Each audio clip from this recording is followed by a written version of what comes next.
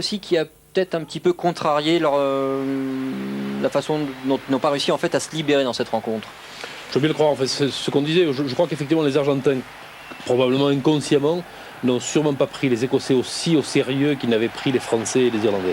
Les Irlandais, il fallait absolument, c'était la qualification, et là, on en avait fait de tels favoris qui se sont dit que grosso modo, si les choses devaient bien se passer, et de fait, ils se sont fait peur sur le tard.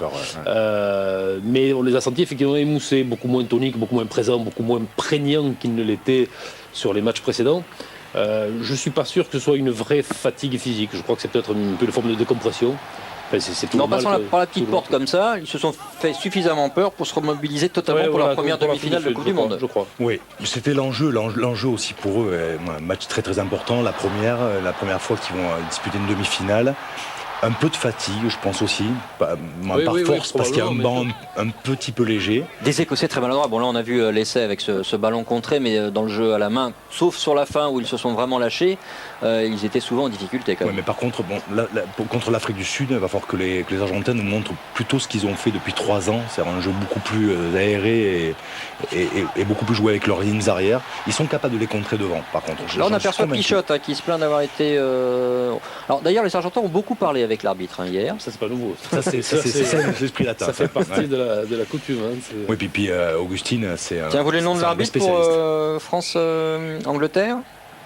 Ce sera Jonathan Kaplan, le Sud-Africain. C'est sa 3e Coupe du Monde, il était juge de touche en 99. 4 matchs en 2003, il a dirigé cette année en Coupe du Monde, Angleterre, États-Unis, Samoa-Tonga, Canada-Japon et Écosse-Italie. Un très bon arbitre. On aurait préféré Wayne Barnes. Contre les Anglais, on peut penser qu'il aurait été peut-être un petit peu moins coulant avec nous. La dernière possibilité, elle était là pour cette équipe écossaise, mais on va dire qu'on est content pour les Argentins qui, sur l'intégralité de leur premier tour, méritaient sans doute plus que les Écossais d'être en demi-finale. Ouais, ils le méritaient, mais ils sont mis une grosse pression. On le voit, la joie qu'ils ont à la fin, c'est... On sent même qu'elle est mitigée. Elle est mitigée, oui, elle est mitigée, c'est vrai.